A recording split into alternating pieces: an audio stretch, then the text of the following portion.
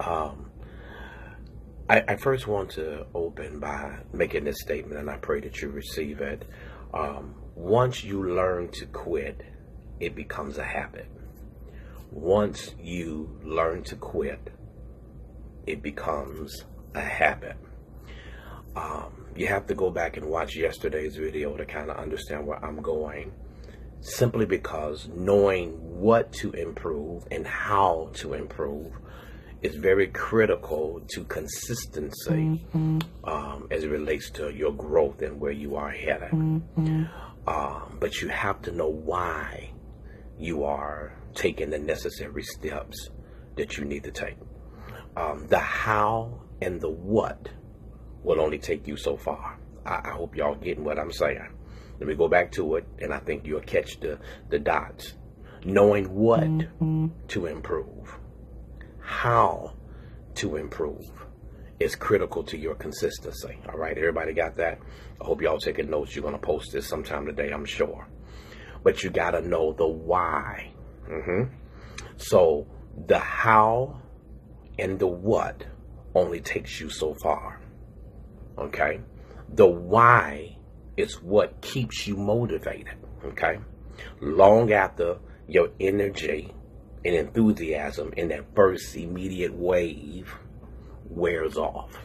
You know how it is when you first get a new idea and you're excited, you're passionate, and I mean you just running with it. I mean you beating it to the plow. I mean you pushing it as far as you can go. And having a very strong why will keep you going. Hear me? When your discipline now becomes difficult, where your discouragement begins to try to set in. Okay? So if your growth is connected to your values, listen to me very carefully. If your growth is connected to your values, your dream as well as your purposes, you'll know why you are doing it. There are so many people that are doing things, don't know why they're doing it. They're just doing it because it's just a facet. It's just a phase. There are people that are doing it because they say, hey, somebody else is doing it. I want to see it. They see someone making some money. They want to try to get off of that and do the same thing. But hear me. If you carry through when the willpower is not enough, this is why you have to have the why power. I know that sounds kind of crazy, but I'm telling you, it really works. You have to give yourself more and bigger whys so you can keep wanting to put in the extra effort to grow. Every day I ask myself, why am I doing this? Yesterday, you heard me give you the words of a song that I say every day. Over and over again, I ask myself, tell me, what am I still doing here? Continue questions every day, Lord. I'm asking you, why am I still here? These are the questions in my head. Tell me, what am I still doing here?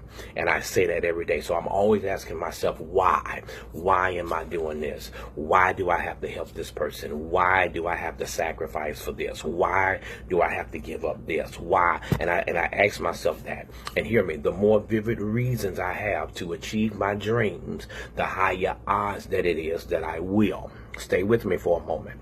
The principle is the same as it relates to growth that's going to be in your life. Hear me very carefully. The higher you go, the odds you will become. That is a true value, the true principle, a true growth. The greater number of reasons that you give yourself actually to grow, hear me very carefully, you will have more follow through with that thing. You have to make the right choices, whether they're small, whether they're large. But hear me, the key is consistency over time. It makes a big, huge difference in your life. And you must remember that you're making those decisions. And hear me, the more harder decisions that you make, the easier things will become for you. I get up every morning kind of early. So from the time I get up early in the morning to the time I go to bed at night, hear me, my habits largely controls the words that I speak. Are y'all listening to me? The things that I do and the way that I act and I respond. Now let me flip it and let me give this word of affirmation and encouragement to you. From the time you get up in the morning to the time you go to bed at night, your habits largely control the words you say, the things you do, the way that you react, and the way that you respond. Did y'all get that? So hear me. When do you actually need to improve? Let me give you, some of y'all right now are going to say right now, of course, today. But more importantly, you need today to be your everyday. Please write that down. When God gave me that this morning, I really nearly jumped up out my chair. Let me say it to you again. You need today to be everyday. Are y'all hearing me? You need today to be everyday. You will never change your life, and I pray that I don't offend nobody. You will never change your life until you change something you do daily. Okay, please write that down. You will never change your life until you change something that you do daily. That means that you have to continue to develop, and I've been talking about this for the last couple of weeks. You have to learn how to develop some good habits. Discipline, please write this down. Discipline is the bridge between goals and accomplishments. All right, please write that down. Discipline is the bridge between goals and accomplishments. And that bridge must be crossed every single day. Did y'all hear me? They got to be crossed every day. And over that daily crossing, it now becomes a habit. It becomes a discipline. It becomes something that you are accustomed to do every single day. A prime example, I believe this to be true. I believe that you have certain habits every day. You wash up every day. That should be a habit. You brush your teeth every day. It's a habit. Amen. You comb your hair, pay your fare. You do it every day. You put clothes on every day. Something that you are doing. And ultimately, people who do not decide their future, they decide their habits, and their habits decide their future. You must understand that you are building legacy. And I speak over everyone that's listening to me today, that if you have not started, today will be the beginning where you will mark legacy for your life. What you are doing daily, I'll say it this way. What are you doing daily that needs to change? Let me come that way with you. What are you doing daily that needs to change? What are you doing? And what's more importantly, what's not, hear me, what needs undoing? What needs undoing? Something that needs undoing in your life, hear me very carefully, something that needs undoing is allowing yourself to get taken off of your mountain. Sometimes you got to stay above some things. And hear me, some things that's undoing, if you're not careful, people will knock you right out of your proper place of position. I preached at our church a couple of weeks ago. There's a 3-part series. I started reposition yourself.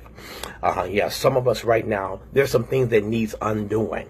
One of the things that I know that needs undoing in my life is not allowing myself to get bent when somebody come crazy. Are y'all listening to me? I have to allow myself to stay above pettiness. I read a post yesterday that talked about pettiness, and I kind of chuckled and laughed, and I said, people must learn that slugs is not going to help you get anywhere. If anything, your slugs are going to get you further behind where it is that you need to be.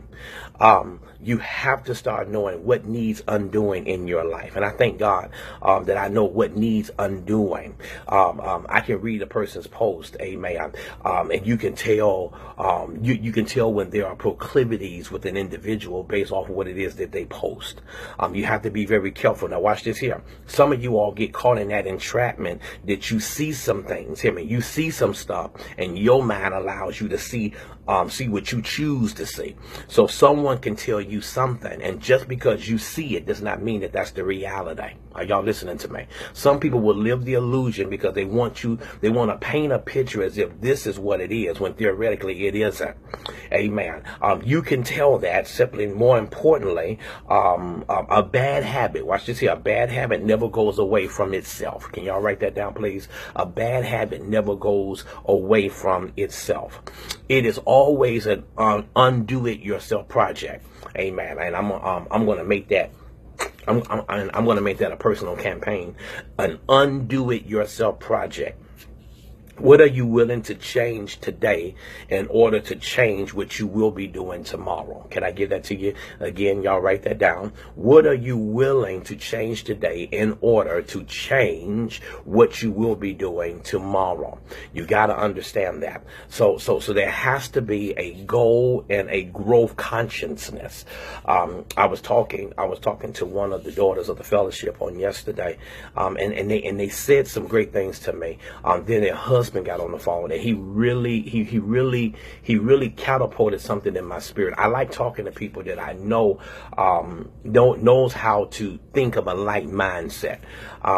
It's not, and and I'll give you what the Lord gave me after I got off the phone with them. It's not what we do once in a while that shapes our lives. It's what we do consistently. Okay, let me get that to you again. It's not what we do every once in a while in our lives. It's what we do consistently. Because hear me, one of the hardest words is two words that you all will probably agree with me. There's some people that I never agree with. But there are two words that I believe that us in this circle can come to terms with. It's two words that we love to talk about, but we are the culprits of being guilty of not doing it. Number one is change, and number two, consistency. There are people that they say they won't change, but if they're not part of the change, then there's a proclivity. And number two, they're not consistent. They love to start, but they never finish. And let me help you real quick. Consistency is never easy, but to be successful, you must learn how to become consistent. You got to figure out what works for you. You got to figure out what works for you. I was talking to one of my daughters, Mercedes, and Mercedes and I, we always have some type of argument all the time, because Mercedes is a person of consistency, but is a person that could backpedal, hear me, if they don't see it the way that they need to see it. And I said, if you're going to be consistent, you got to always think with your head up high. You can't think with your head down low. And you got to figure out what works for you. Some things just don't work for you. And I'm going to tell you right now, there's a lot of things that won't work for you. There's a lot. But hear me, I'm gonna tell you what worked for Robbie. Okay, now who am I? Some of y'all probably right now will probably say that no, it don't work for me. What you about to say? But hear me. Instead of being goal conscious, you got to become growth conscious. Are y'all listening to me? Sometimes you got to learn how to become growth conscious. Okay, see when you are goal conscious, GOAL, you focus on destination. But when you are growth conscience, you got to focus on the journey. Are y'all listening to me? See, some of us right now, we like destination. We like promotions. We like title. We like platforms. We like the plateau. But hear me, when you go through a journey, you will understand your life is bigger than a platform. Your life is bigger than the four walls of the church. Your life is bigger than just trying to spit in somebody's microphone and mic hustle. When you really are growth conscious, you care about the souls, and you want to be part of the Great Commission. Are y'all listening to me? So you must understand that when God calls you to a great work, you must focus from being goal conscious, GOAL, to growth conscious. So stop focusing on destination and begin to start focusing on the journey. When you are goal conscious, that means that you are motivated by other people as well as yourself. But when you are in growth mode, you now mature. You are now more mature, and you mature the other people that are around you. Have you ever been around a bunch of hyper people? There's always just hyper, and you have to tell them, be still for a minute. You got maggots in your drawers. Calm down. You gotta calm down for a minute. You gotta chillax for a minute. Breathe. Woosah for a minute. And some of us right now, we have got to learn how to move from motivation all the time to maturity. I'm very motivated, but I'm very mature in some of the things that I do. So I'm very careful. I'm very careful when I begin to say certain things, because you can't say how you feel with everybody. You can't share how you feel with everybody, because when you do, everyone will never have an issue. There are some people I just can never have a conversation with. So I'm just learning to let people be right in this